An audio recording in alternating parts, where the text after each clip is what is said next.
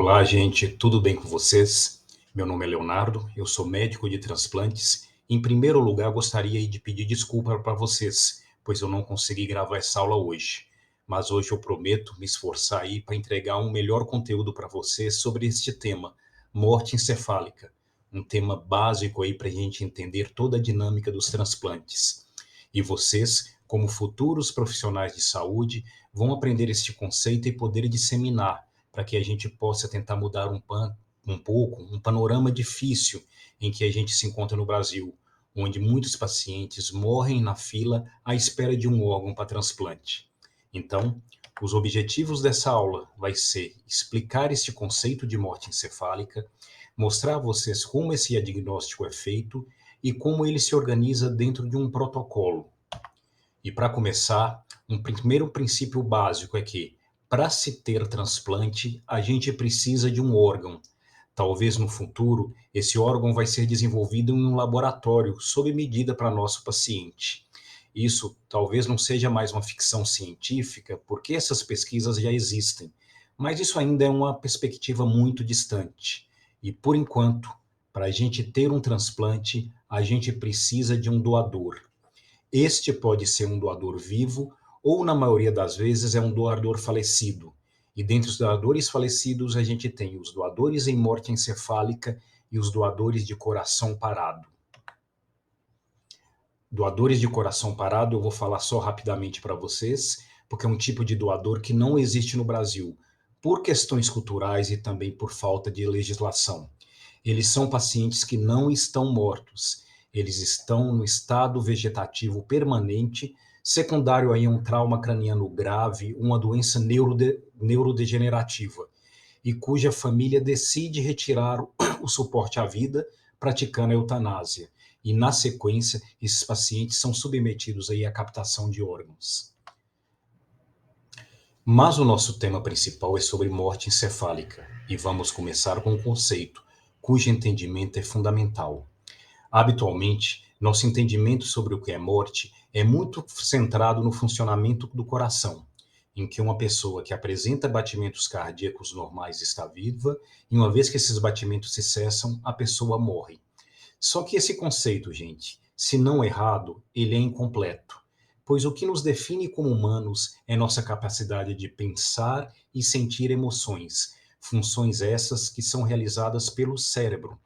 E qualquer lesão que danifique o cérebro de forma irreversível também levará à morte da pessoa.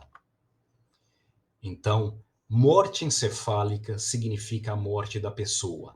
Ela é uma lesão irrecuperável e irreversível do cérebro e é secundária a um traumatismo craniano grave, a uma anóxia que geralmente é secundária à falta de oxigenação do cérebro, a um tumor intracraniano, por exemplo, ou uma isquemia ou hemorragia cerebral, que acontece nos chamados derrames. E a morte encefálica, gente, ocorre também por causa de uma questão anatômica. O cérebro está fechado dentro de uma caixa óssea, um local quase sem espaço. As lesões que eu descrevi anteriormente lesam diretamente o tecido cerebral e elas causam também um inchaço do órgão.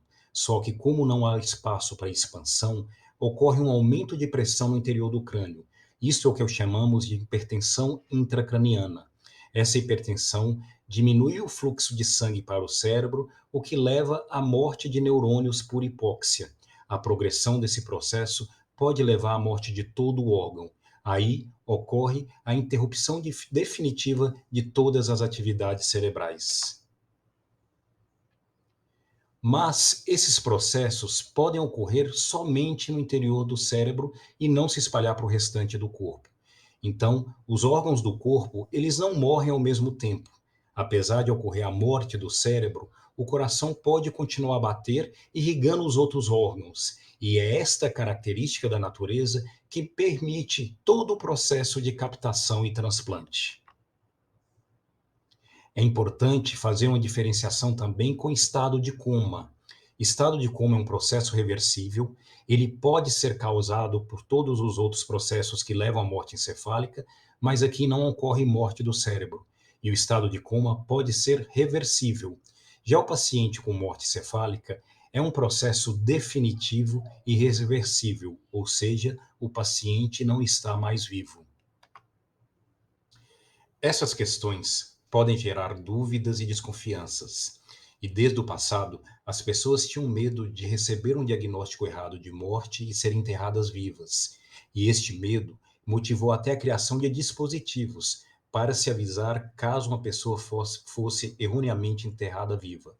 Só que hoje em dia, gente, a gente dispõe de métodos de diagnóstico muito precisos e de um protocolo bem organizado para diminuir estes erros. Então, o diagnóstico de morte encefálica é muito preciso. Como exemplo aqui na figura, a gente vê um exame de tomografia funcional, que ele mede a atividade metabólica das células de um determinado tecido, aqui no caso o cérebro. Na esquerda, a gente vê um cérebro de uma pessoa normal e a gente nota que as células coram com a cor bem viva, denotando aqui uma boa atividade metabólica. Do lado direito, a gente vê um paciente em estado vegetativo, a gente vê a representação do cérebro, mas de uma forma bem mais pálida, por causa do estado em que se encontra. Já no centro, a gente vê um paciente em morte encefálica.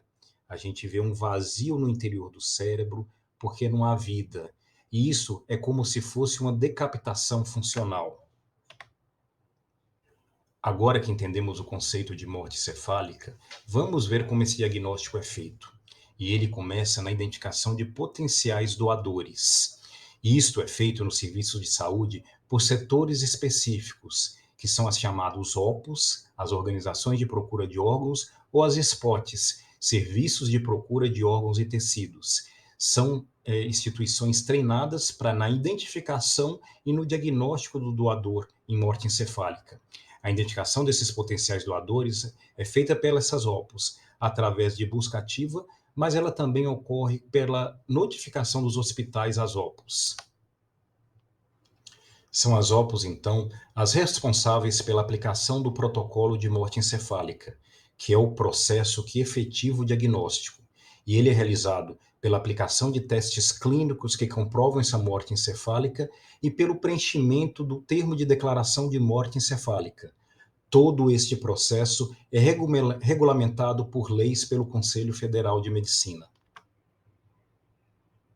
O protocolo de morte encefálica, então, ele consta de avaliações que são realizadas por médicos diferentes. Ele é realizado através de 2 exames clínicos por médicos diferentes, um teste de apneia, nós vamos ver como são feitos esses exames, esse teste de apneia, e também pela realização de um exame complementar que comprove a inviabilidade do cérebro. Estes testes são realizados por médicos que recebem um treinamento específico para isso. E eles não devem fazer parte de uma equipe transplantadora para se evitar aí um conflito de interesse. Bom, está aqui a representação da folha do termo de declaração de morte encefálica. Ele contém aqui a identificação do paciente. A gente coloca aqui a causa do coma. Até que eu prove que aquele paciente está em morte encefálica, eu digo que ele está, na verdade, em coma. Ele tem que ter, na verdade, uma lesão encefálica de causa conhecida, irreversível e capaz de causar a morte encefálica. Precisa preencher todos esses pré-requisitos. Na verdade, eu tenho que descartar causas que podem confundir o diagnóstico de morte encefálica, como sedação para procedimentos ou hipotermia. Aqui na segunda página, a gente tem, então, o primeiro exame clínico, com os testes neurológicos que são realizados para a gente checar aí a viabilidade do encéfalo. São testes à beira-leito, a maioria deles ligados à motricidade dos olhos, que, por sua vez, é mediado por nervos cranianos. A gente vai ver cada um desses reflexos, como eles são feitos. Depois, um segundo examinador repete todos esses exames clínicos e, no fim, um desses 2 vai fazer o chamado teste de apneia, que a gente vai ver aqui para frente também. O primeiro desses testes, então, é o reflexo pupilar. A pupila dilata no escuro e se contrai na presença da luz, como a gente está vendo aqui. Um paciente que não tem este reflexo no exame é um paciente, então, que a gente vai reforçar o diagnóstico de morte encefálica. O segundo teste é o córneo palpebral. a gente faz ele passando uma gaze, um algodão dentro do olho do paciente e a gente percebe se ele pisca ou não. Qualquer doente com viabilidade neurológica vai piscar. Se ele não pisca, reforça aí o diagnóstico de morte encefálica.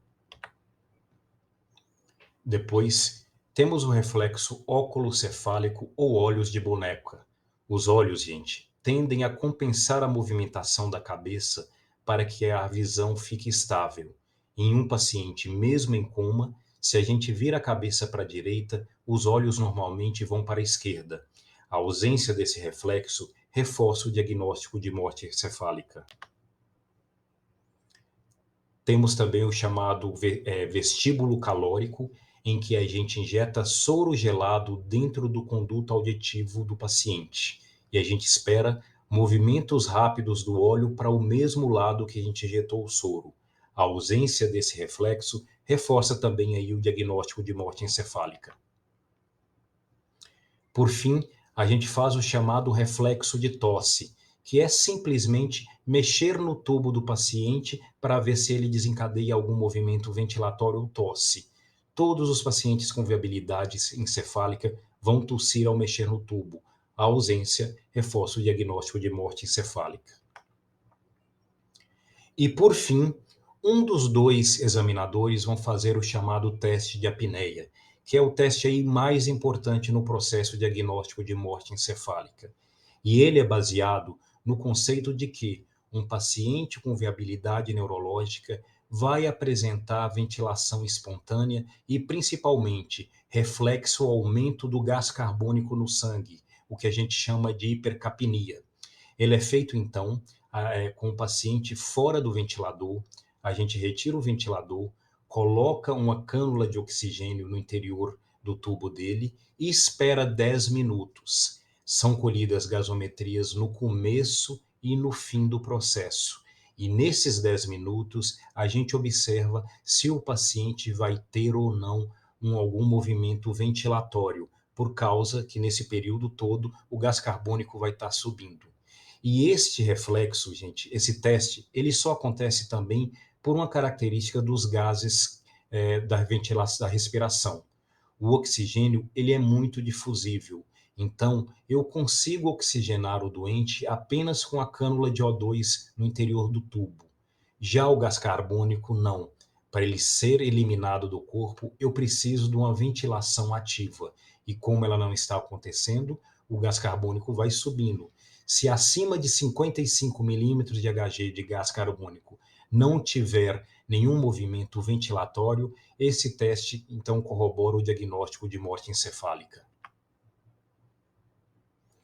Não basta apenas exames clínicos. Eu também preciso ter um exame de imagem que me mostre a inviabilidade do cérebro, seja por falta de irrigação sanguínea ou por falta de atividade elétrica.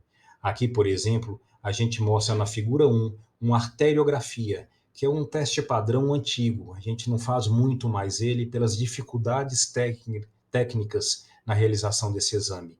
Mas a gente vê na figura 1 que o cérebro do paciente está completamente irrigado com toda a representação das artérias. Já no doente com morte encefálica, a gente vê aqui um stop na seta na carótida interna e não há nenhuma representação de irrigação no interior do cérebro. De forma mais prática, a gente faz este exame, esse teste de irrigação do cérebro, com o exame de Doppler. Aqui em cima existe um Doppler transcraniano. A gente vê então uma representação da pulsação normal das artérias cerebrais e na imagem de baixo a gente vê apenas o que a gente chama de espículas sistólicas, que são compatíveis com o que a gente chama de colapso circulatório sanguíneo cerebral, que é compatível com o diagnóstico de morte encefálica. Então, uma vez que o primeiro exame clínico, todos aqueles testes são negativos, o segundo exame clínico, todos os testes são negativos, o doente no teste de apneia não apresenta movimento ventilatório e tem um exame complementar que mostra falta de irrigação sanguínea ou falta de atividade elétrica cerebral, esse protocolo está finalizado. Esses 3 médicos assinam esse termo de declaração de morte encefálica, então a família é entrevistada. Se eles optarem pela doação, este doador é repassado então à central de transplante, que vai fazer oferta dos órgãos a cada uma das equipes transplantadoras. Bom, gente, era isso aí que eu tinha para falar para vocês. Desculpe aí os tropeços, mas espero que essas informações ajudem. Aproveita e segue o canal. Até mais, muito obrigado.